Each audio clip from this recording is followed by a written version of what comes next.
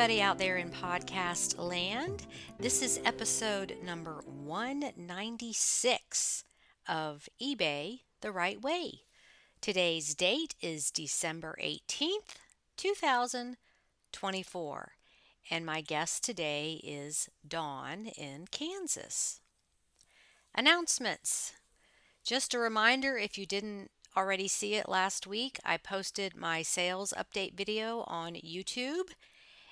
That is where I show you items that actually sold, as well as my numbers for the previous month. And I'm proud to say that November 2024 was a record breaker for me. My sales were up 143%, and I sold 90 items. I've been working long hours to rebuild my store, and I'm quite pleased with the results. I'm putting myself out there as a poster child for what's possible.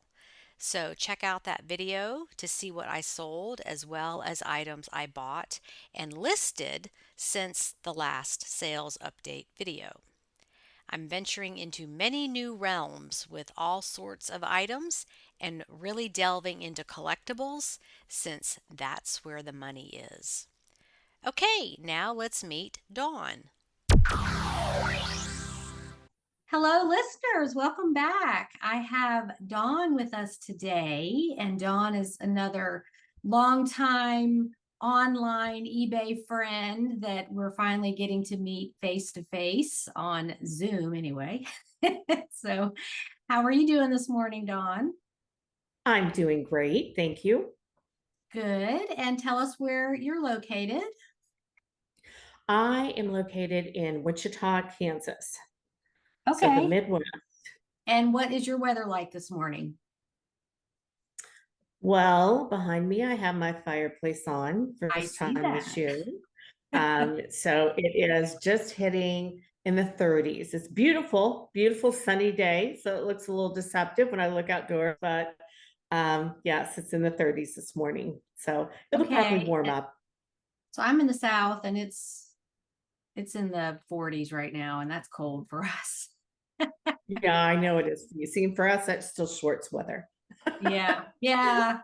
What is that outfit that they talk about out there in the Midwest? It's like a sweatshirt and cargo shorts and flip-flops, and that kind of goes any Yeah. time of year. That pretty much does. Not, I wouldn't say for me all the time, but yes, I mean that is a common something you will see often here, right? There are some Yeah. people that are brave and do that even when it's snowing. I would not, but yes, some people do the shorts and then wear a heavy coat. So, you know, I think I heard somebody more call to that them. the polar duck. Have you ever heard Oh, that? I haven't, but it makes sense. Maybe that was an Illinois thing. I don't know, but that was like a standard uniform. So, okay.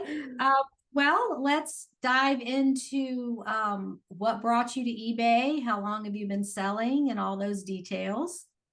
Yeah. Okay. Great. So I've been selling on eBay consistently since July of 2020. So not terribly long. Um, I sold a little bit here and there, just kind of one-off stuff um, previously on eBay, but nothing consistently. I had watched for a long time and listened and tried to learn because I'm like, I know people are making money and are doing this. I know they are. So I just needed the way my brain works, right? I have to kind of process things and figure things out. And Mhm. then once I do, I'm full on. There you So go. Yeah. yeah, so it was, of course, right after COVID. Um, was diagnosed with cancer, breast cancer in 2018. So Oh, I'm so I'm a breast sorry. cancer. Oh, well, thank you, but I'm doing well. So I Good. kind of went through all of that and the treatments, the chemo, radiation, blah, blah, blah.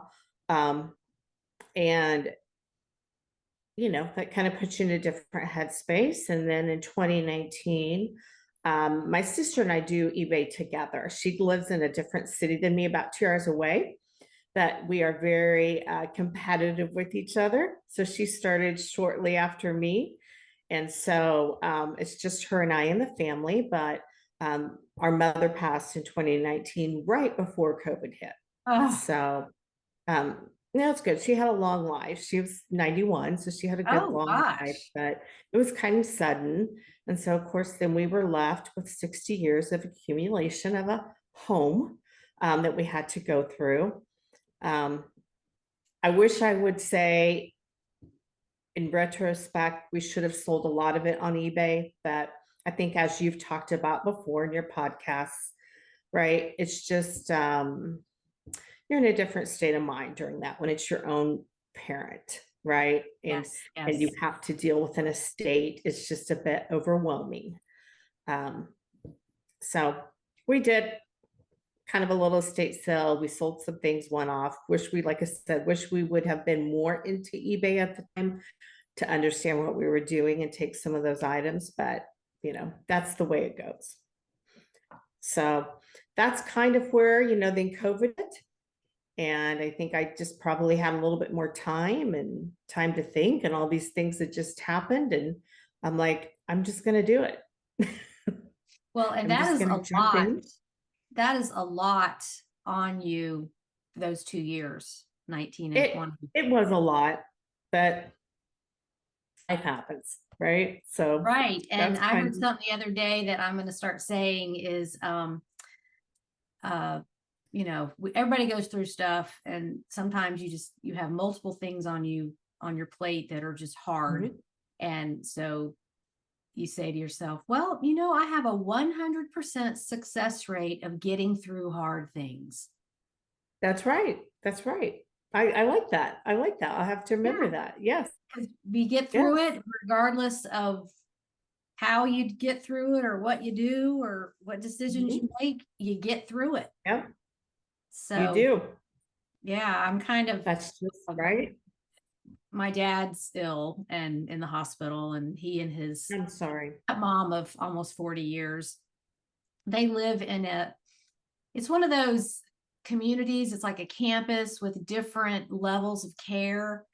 So they're Yeah. in the independent living right now, but that's about to come to an end, and they're going to be moved to the assisted living. Mm-hmm. It's going to be 88. She's 86, and it's time. Mm-hmm. Um, the family, I have there's four of us on my side and then three step siblings. And so we're all on this group chat text thing, keeping up with Mm-hmm. what's going on. And the ones that live in Atlanta are handling a lot of it.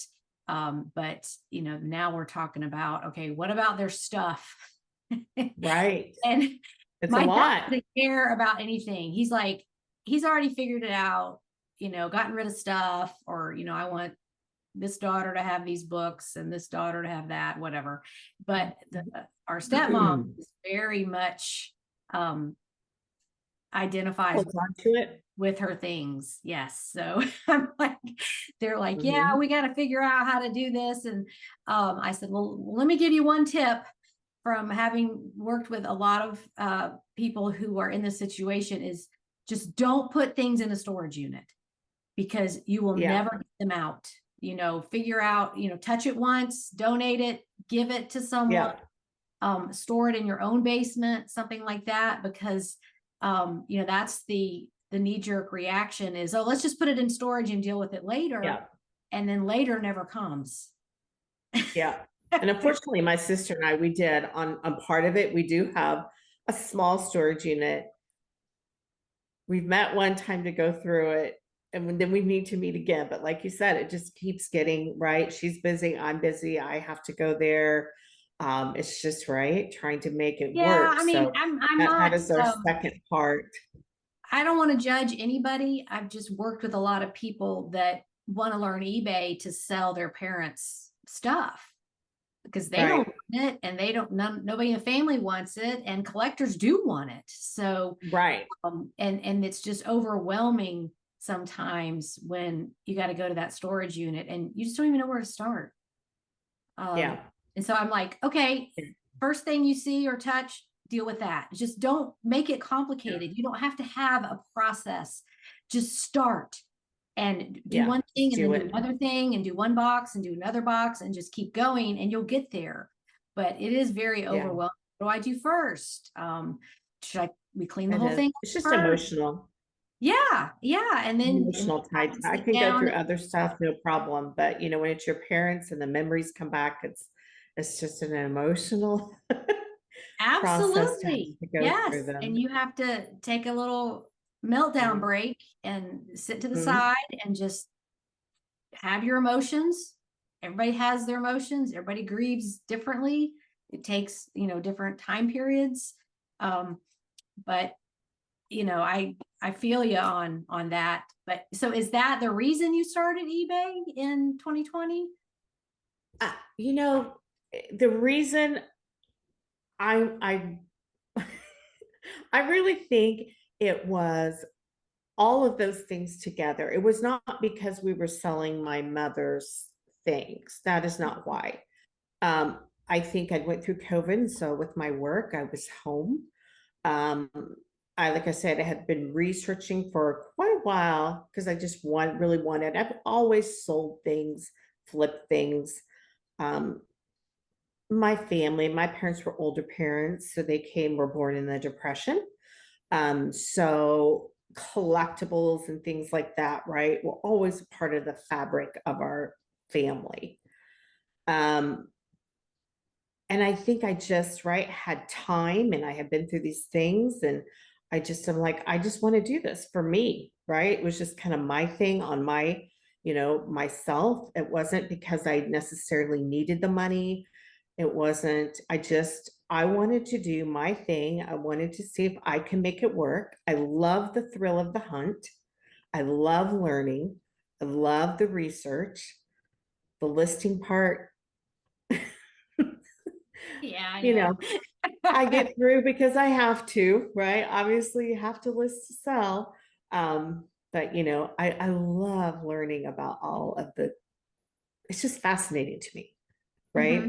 Yeah. The history of things, or even just the thinking about why would somebody buy this, even if it's not. I tend to like to do vintage items. I will sell anything. I don't have to do vintage. I will do anything. But I lean towards, I do love vintage items. But even things that aren't vintage, some things I'm like, why would anybody buy this? But so I just find it fascinating the way people's Yeah. minds And the work. only way you're going to know why would anybody buy this is to ask that buyer, hey, Yeah, thank and I you so probably a much. lot of times don't. After they leave feedback, if they do, or after they receive it, you could just say, Yeah, hey, we're real curious why you bought this. It helps us be a better seller yeah. and see what they say. There's nothing wrong with that. You can Hmm. ask them. Yeah.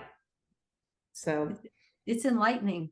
that's kind So, of why I don't know that there's a real concrete reason other than I had just, right, wanted for a long time to kind of give it a try and figure out how I could do it in a business sense, mhm. make kind of a little business out of it part-time. And so I figured I'm going to try it and it's either going to work or it's not. Very good. Yeah. Now you Yeah. mentioned your full-time job. What did you do there? Yes. Yes. I work in labor relations. Oh, I work for a general aviation aircraft company, right? We build planes, oh God. business jet, turboprops for defense. And so I work on the labor relations side of it, which is dealing with the bargaining unit, the union, um, the contract that we have with them. Um, so, yeah, that's what I do in my full time job. Do you have a degree in communications or? I have a bachelor's degree in business administration, and then I have a master's degree in leadership and global management. Okay. So, yeah. So I went back Okay. and received my master's degree in 2013. That's what I also kind of find funny, right? I go to school to do all this, and now what I really want to do is eBay. I hear that all the time. You know, Lawyers, doctors, yeah, those high stress, high level, high earning jobs. And a lot of them come to eBay. You get burned out Yep. with all that Yeah. serious work, and eBay's just Mm-hmm. fun. It I mean, is. It it is, right? is, But nothing like hearing the cha-ching. I mean, it requires a lot of patience between sales, Mm-hmm.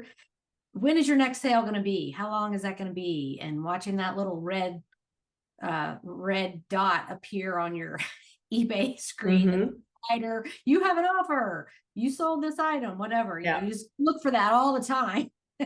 So, Yep. okay, well, on that note, why don't we talk about some things that you've sold? Okay. Awesome. As I said, right, I sell a wide variety. I'm open to selling anything. Um, but I do, love looking for vintage. I go to a lot of estate sales. I used to do Goodwill in the beginning. Um, we have a lot of Goodwills in Wichita. In fact, everything is probably Goodwill, which I'm not too thrilled about, to be honest. I wish there was a little bit more variety of thrift store. Everything here is pretty much Goodwill. Um, so a lot of estate sales. I do a lot of online auctions. I find that I really do enjoy the online estate auctions just because it gives me time Mhm. to research things, right? I learn so much because usually when these estate auctions that I do, right, people have maybe been collectors in their life. So there's a lot of one thing, and I can kind of look at it and get a feel. I have a pretty good instinct of like, that looks like something, that would be worth money, right? That somebody would want. And then I can sit in my own home and I can research it, look over it, right? Look at the comps before I make the decision to do it. So some of my sales I've had, and this one wasn't from an estate, this was right due to you.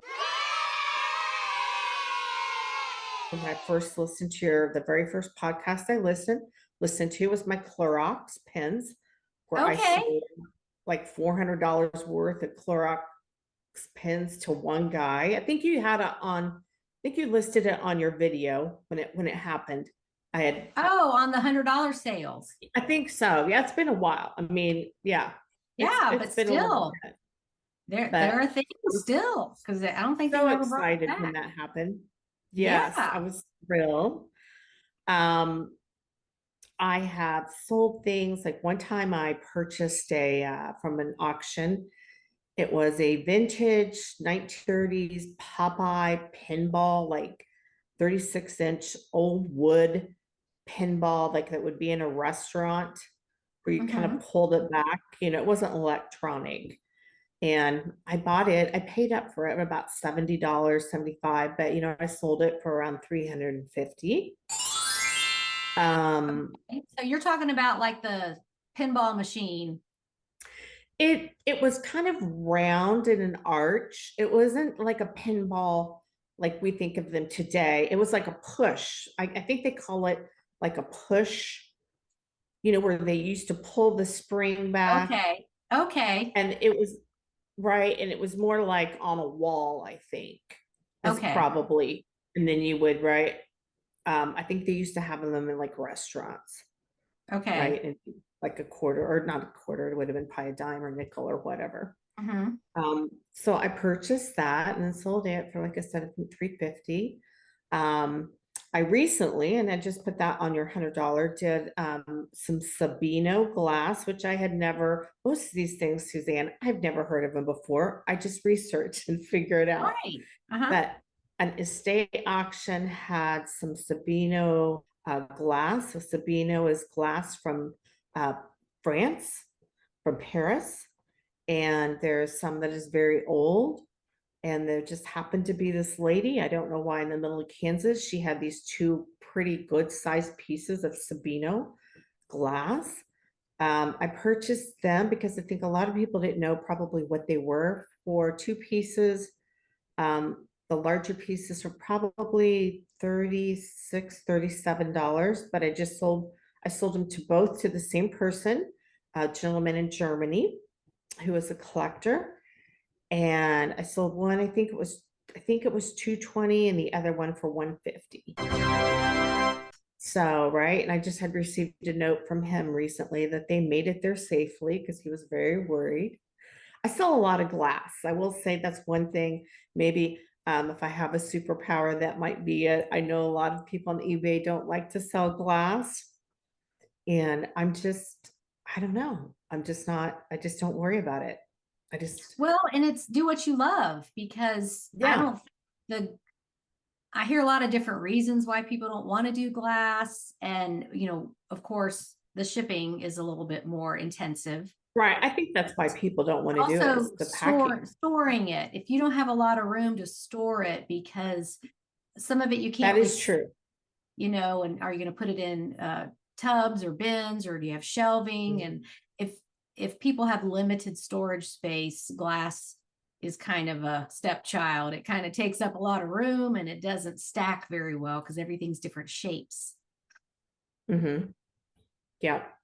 Yeah. So, but yeah, I enjoy doing the glass and, um, sometimes I kick myself for work. I'm like, oh, in fact, I purchased another estate auction online, some Waterford crystal.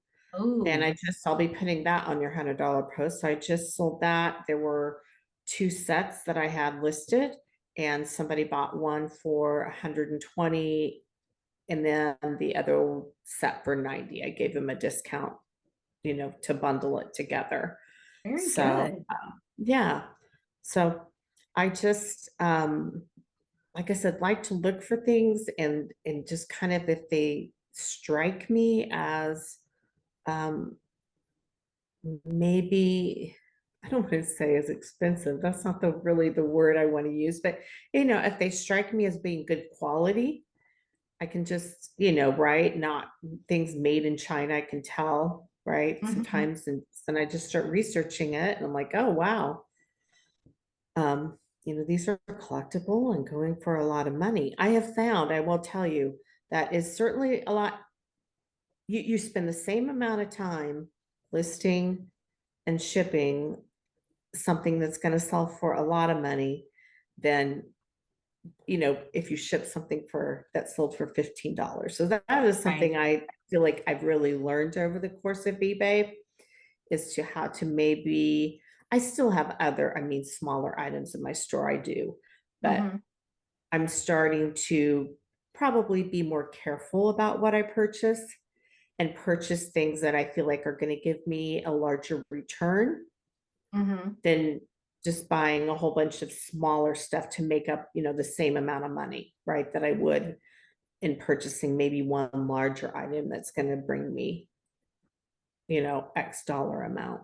Yeah, and that's definitely a choice. And a pattern I notice is sellers like you that have a full-time job, Hmm. because you're not relying on that eBay income as much I'm as not. I'm others not. that um, you know, maybe are retired or stay-at-home moms, Right. or because, I'll be the first one to tell you those $10 sales add up, if you I do. know they do.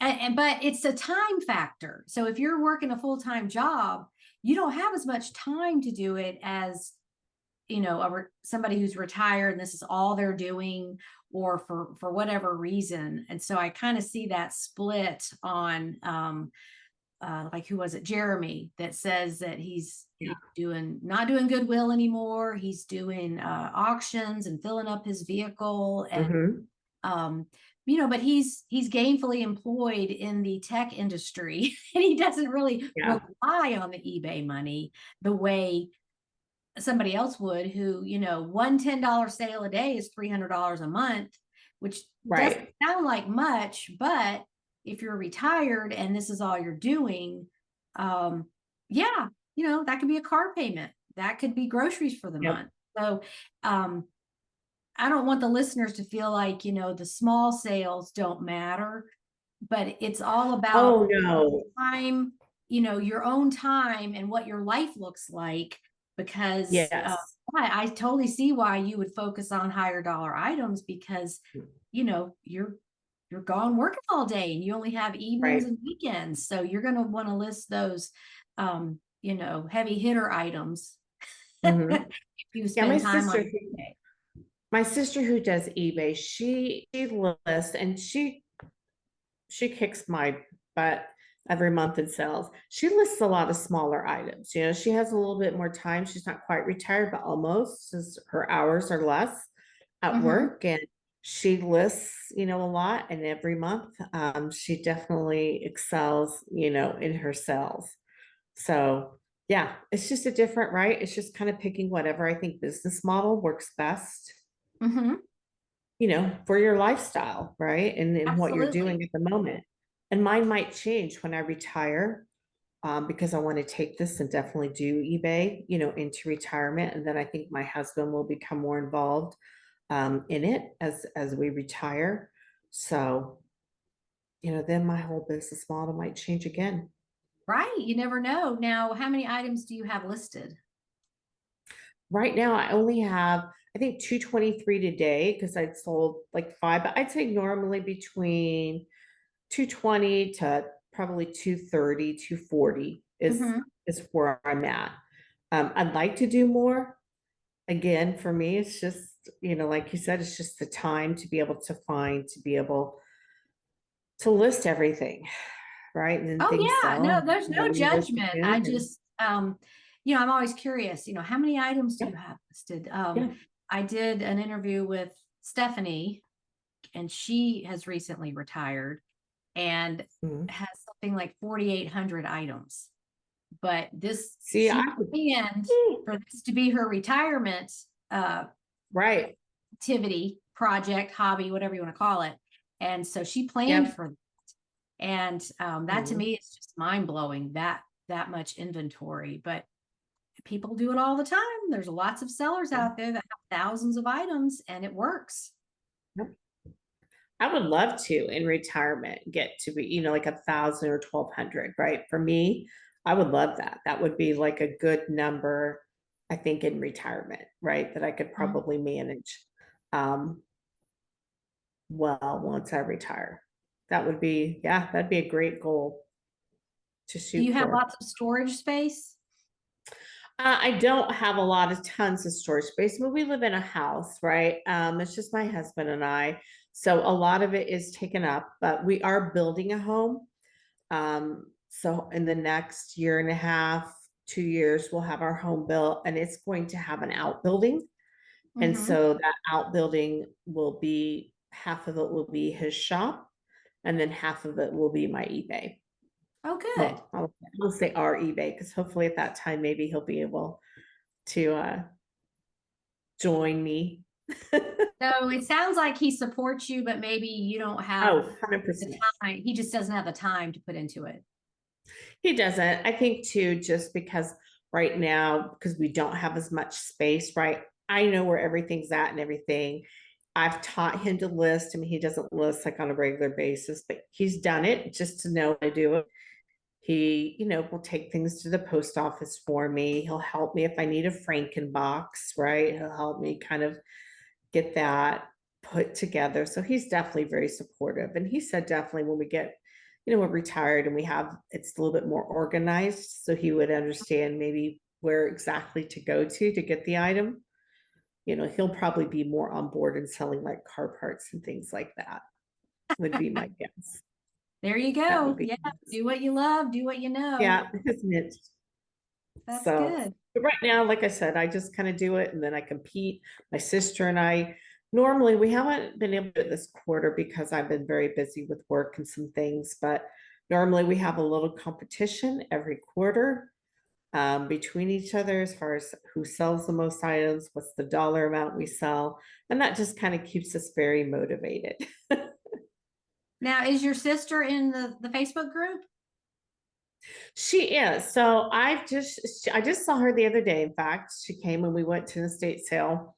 Um, she was having trouble with the picture. You know, she was taking the picture, I think, and getting rejected because it was too small. So Oh, she knew I was doing the podcast. So I showed her, I was like, you need to get on there because she sells some wonderful things and she sells a lot.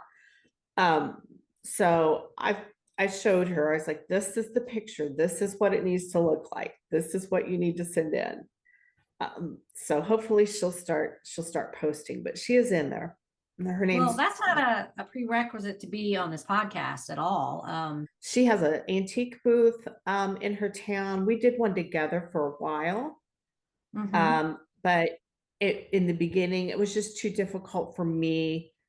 It was in Topeka, which is 2 hours away.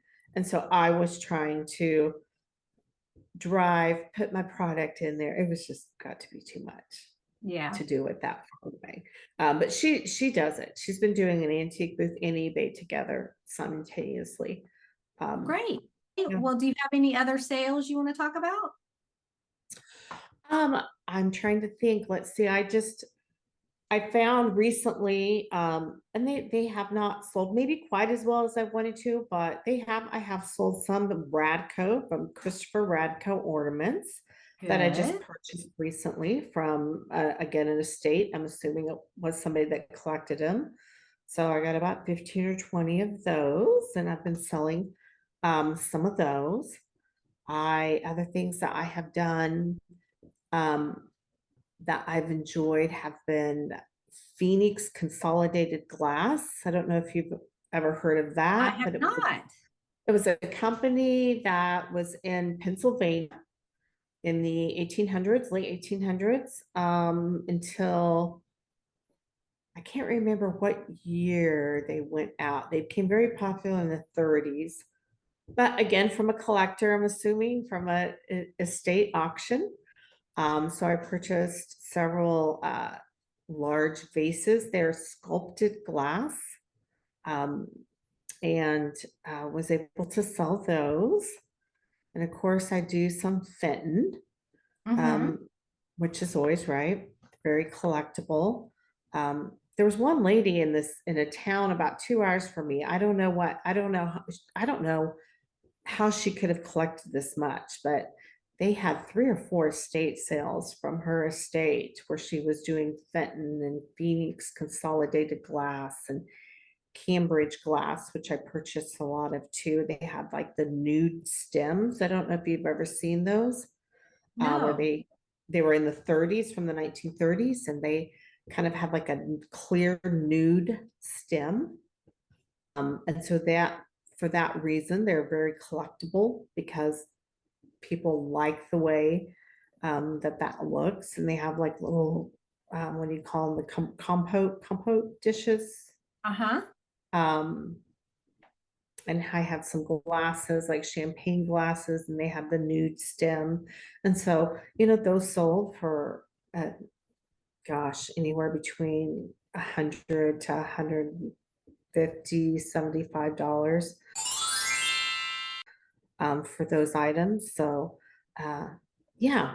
And then I also recently just purchased some Brighton from an estate sale, like the Brighton charms. And Yes. luckily, they were all Christmas charms. And so I've been selling those. So that's been kind of fun. So these online estate sales, they're local. You go pick up your stuff. I do go pick up my things. I don't do ones where they ship. Not that I would be opposed. I just kind of feel like um, for me, that just wouldn't, right? How much money I would have invested to it, to what I could sell it for, it probably wouldn't Right. make sense in the return that I would receive. But I either do local in Wichita, which we are very lucky to have several. I mean, at any point in time, we can really probably have 10 to 15 estate sales going on during the week. And Wow. then usually probably 6 to 10, online auctions that are local or within a certain amount, parameter, right? Like I Mhm. said, if I can find it within an hour and a half, I've driven to, but that would be, Right. I'll do that if it's worth it, if it makes sense, and I can, buy several items at once. I'm probably not going to do that to go pick up one item, but Yeah, that's the thing is when you get into them, bidding and everything, if you have to drive any distance, you want to make it worth your time and have several exactly. things. And you don't know until the bidding is over, like, did you win it or not? And then, okay, maybe you won like one little thing. You got to go all the way over there and get it. Yeah. Right. And the shipping, I'm doing that because there's just not anything around me that is close. So Yeah. I focus on smalls and lightweight items and read the shipping terms. Sometimes they'll say, we only charge the exact amount of shipping. Other ones will say they send it to the UPS store, which is a huge red flag. Don't do that because you're going to be way overcharged. Yeah. Or, it's $15 per item to ship it to you, and just all this crazy, super marked up prices. And I'm thinking, Right. why wouldn't you make it fair and create a repeat customer that, they, but a lot of these people aren't business people. They don't look at it like that. They look at the one sale and how much can I make? And they don't Yeah. look at it as this could be a repeat customer that could generate thousands of dollars for us. Let's be fair on the front end. So you really have to read Right. terms, those shipping terms. And sometimes they'll say, we can't give you an estimate, which is fair because they don't know what you're going to win. But, or if it's just one item, like, can you give me an estimate? No, we can't. And that's it. I just find a lot of these estate sale companies are they're not real good business people. You got to find the ones that are. I agree with that 100%. Because, since I do so many of them, yes, I do find that there are repeat, right ones that I go to that do the different auctions, and some of them I really like. I find them to be fair and giving an accurate description of the item, and some I realize, not so much, right? You get there and things are a little bit different than what you thought they were. Um, right? And you can tell they just really don't care. They're just kind of slinging the item to you, and here, Right. They're just just give me the trying to money. get the And mountain of stuff. Do you ever yeah, buy box lots or just individual items? I never have. I wouldn't be opposed to it. I would need to probably first be in I'd need to be in our new house where I would have more room to store if I'm going to do Right. that. Give my husband, right? He'd probably be like, oh my gosh, what are we doing? But I wouldn't be opposed to it. I just haven't done that yet. Okay. Well, I know some of lots the of people box do it. lots are really small. It's like a shoebox, and they just Oh, okay. random odds and ends, and there might be one thing in there that Mm-hmm. that you recognize that's sellable or a high profit item. Those are kind of fun for the hunt, I guess, the online hunt. It's like, what else is in this box? Yeah. And then sometimes they don't show you enough information to make that decision. I just bought a box lot of Well, stuff that had yes. a hair receiver in it. Do you know what that is? A Hair hair receiver? receiver. It's a round ceramic or porcelain, looks like a trinket container that was Uh-huh. on a woman's vanity. And back in the day, like way back, when you brush your hair and it comes out onto your brush, Uh-huh. or if you're older, it just comes out. Oh, right. Yeah, you, no. you put Yeah, I it know that. That's you true. put it in this hair receiver. It's got a top with a hole in it. So a lot of people don't even know, like, what is Oh. this? And they would put the hair in there and it would accumulate, and then they would use it to, like the pompadour hairstyle, they would roll it. Uh, Instead of having a form under there, it's their own hair that they make into what's called rats, or they just would save their own hair to even make oh my gosh. jewelry out of, or that was a thing. Human hair art, there's all kind of things made out of it from back in the 1800s, early 1900s. Anyway, so Well, I'm gonna have to look that up just so I can I see what it looks like. I'll yeah, there have to was look one that in up. there, but they didn't show the bottom, so it didn't have the information of the maker, where it was made, anything like Mm-hmm. that. So I won the box lot for like $6, and there were Yeah. some other little trinkety things in there, but it's like, oh, it didn't show enough in the picture. So you kind of have to take a risk of, okay, well, Yeah. I've always wanted to sell one of these, so I'm going to get this and learn on it and see how it goes. And then I can mark that off my list of things I wanted to sell. Yeah. And that's what I do too, right? I have like a bucket list of things, right? That I challenge myself that I want to try to find. I don't know if they're Mhm. going to go well or not, but right. It's like, it just becomes my own little competition, right? To Yeah. see if I can go find this thing. So what are Um, some things on your list? well, I think what's left on my, one of them I just found, which, and I haven't listed it because I need to clean it up, was one of those space maker coffee, Black and Decker space maker coffee makers Right. that you put, under the counter because Uh-huh. people buy them for like campers and things.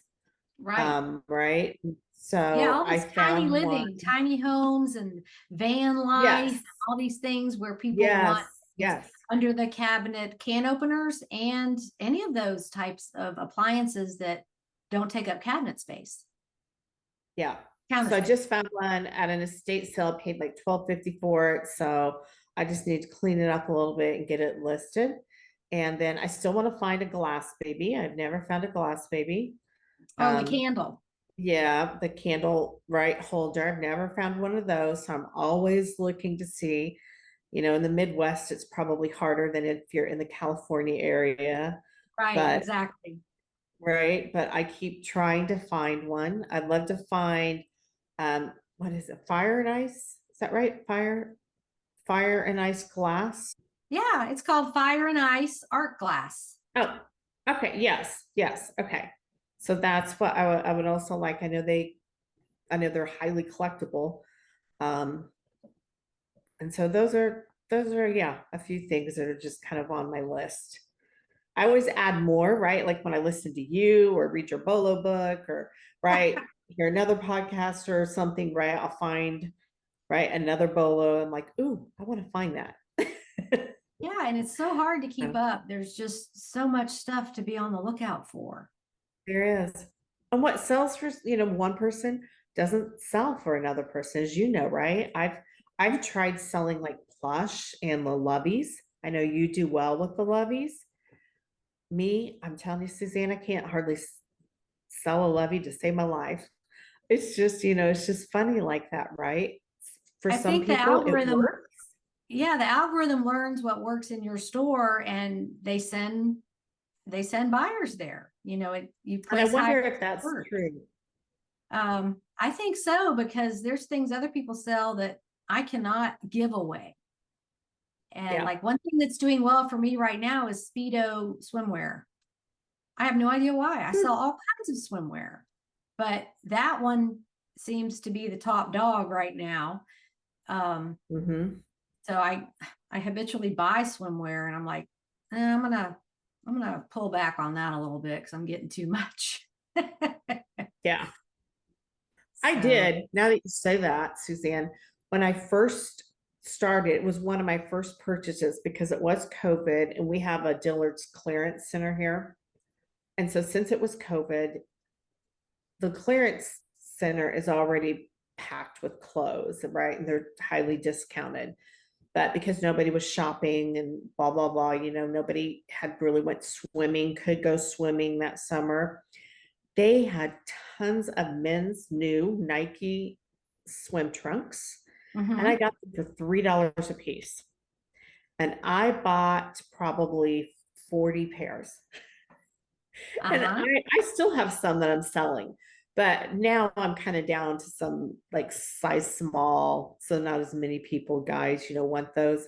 But I sold those forever for like, 20, $25.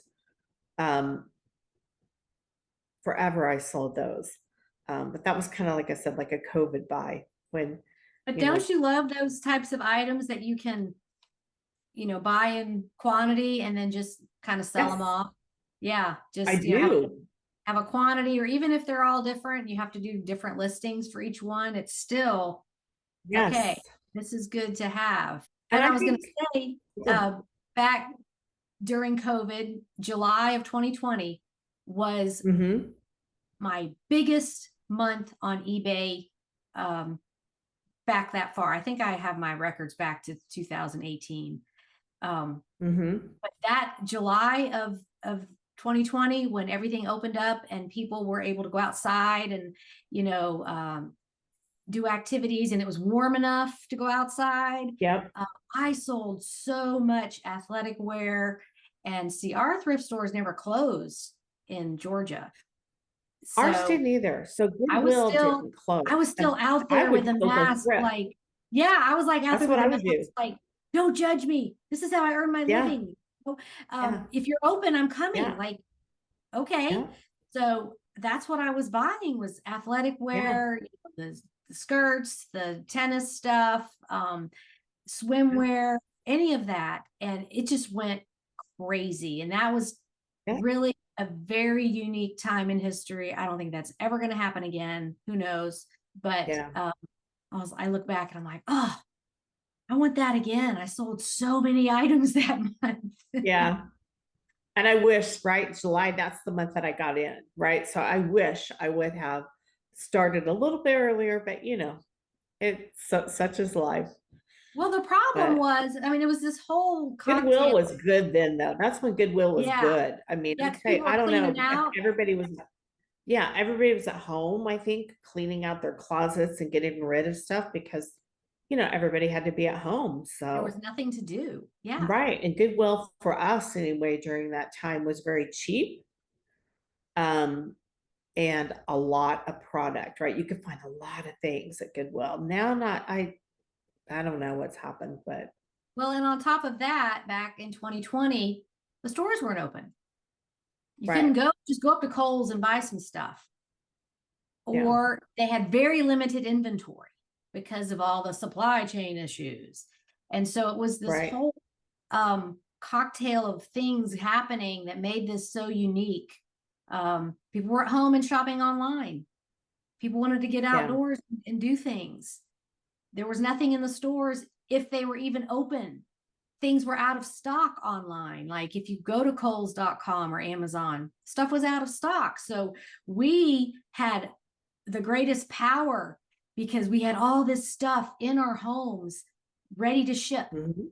And so eBay just blew up because, that's a good time to have a death pile. That's right. That's right. Yeah. Okay. Yeah, those were the days. Who knows? Maybe something like that will happen again, but not with an illness. No, I hope not with an illness, but who knows? You're right. Who knows Supply chain what's things. going to Right, happen? right. Okay, well, we have almost been going an hour. Do you have any final Okay. words for the listeners? No, I think I would just, say as far as any advice, just be curious, be curious and research. Right? Doesn't mean if you don't like something, don't sell it. I mean, if you're not feeling it, you Mm-hmm. know, don't do it because it probably won't work out well for you. But if you, don't be afraid to look at different things or learn about things, right? Mm-hmm. And just research, right? Be very curious and keep an open mind in what direction, right, your business can go because you can pivot so much with eBay. And that's kind of right, the fun thing about it. I have one more question about Sure. glassware, and I think I'll Yeah, put this absolutely. somewhere else, but a lot of it's not marked. Do you just learn what certain brands look like?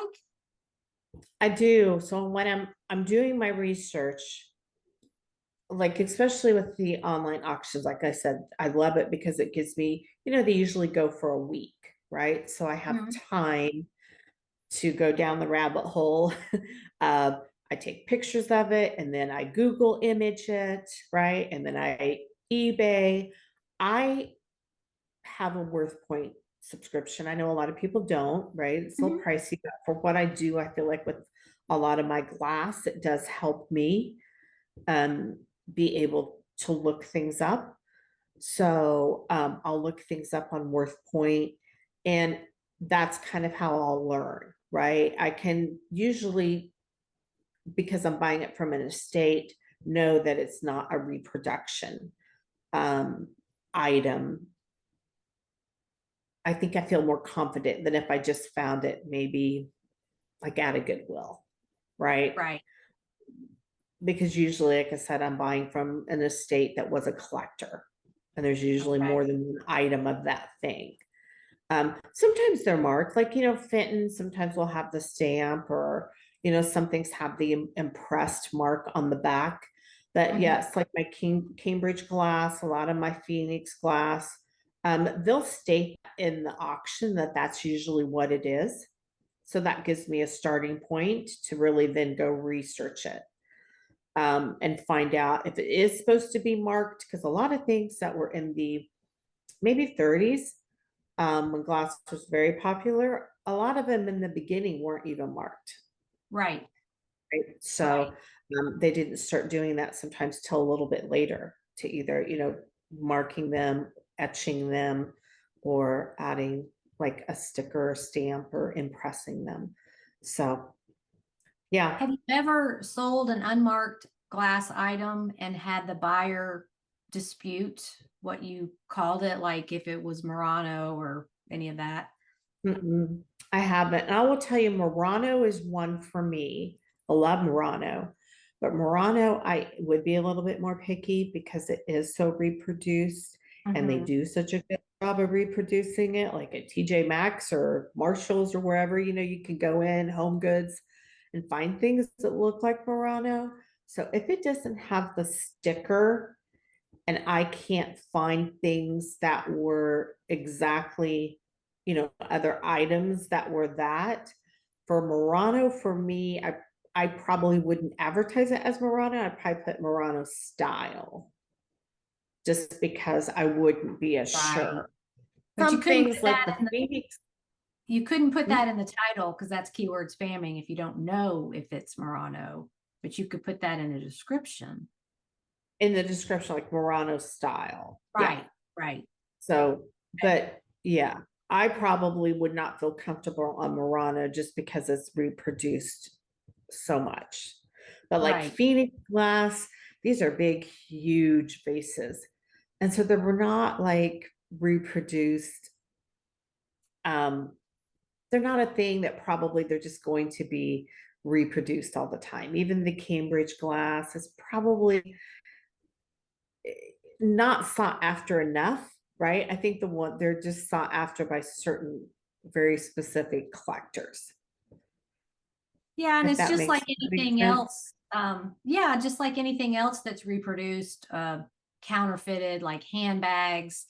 The easier it Yeah, is to reproduce, the fewer details it has, the more likely it's going to be a fake. But so yeah, you're on those great big glass pieces, or if they have a lot of detail, that's probably not going to be reproduced like the little trinkety things that you would put on your right. coffee table, or the little trinket boxes or whatever. So that's a great point. Yeah. Okay. So yeah, Well, but you definitely have to be careful, right? Because yeah. it, yeah, there are certain things that definitely are out there and reproduced. And so, but I never have had a dispute, and I feel pretty confident in the things that the ones that I'm selling, like I said, because I would probably err on the side of caution just for me. I know Hmm. not everybody would. If I don't really feel really confident about it, then I'm not going to do it. And if it is an issue, I have free returns. So I guess just return it and Yeah, absolutely. Okay. send Well, it what are you back. up to today? Are you working your regular job, or are you doing Not eBay? today, I'm not. So I'm just going to run errands. I recently had cataract surgery. I have my glasses on now, but I recently had Oh, cataract surgery, so I've been off a little bit for that. So um yeah, so I'm off the rest of the day. So I'm just gonna go run some errands, and that's about it. well, that's great that you now your eyes are sharper and you can see more treasures out there. I'm hoping, Suzanne, that will be the case. That's an I'm investment in your hoping. eBay future. Yeah. It's very weird, I will tell you though, to go from glasses to no glasses all of a sudden. That's just a very weird transition. So I'm still getting used to that. So I have them on for this, but I don't know. Okay. I'm used to it. So Well, thanks that, again for agreeing to come on and sharing all your valuable information. And we'll look for your sales absolutely. on the Facebook group. Yeah, I'm thrilled to meet you. I just want to tell you how much I really do appreciate you and your style and the way I cannot tell you how much forward I look to your videos and your Oh, podcasts, great. because I just really appreciate the way that you present it in a teaching style.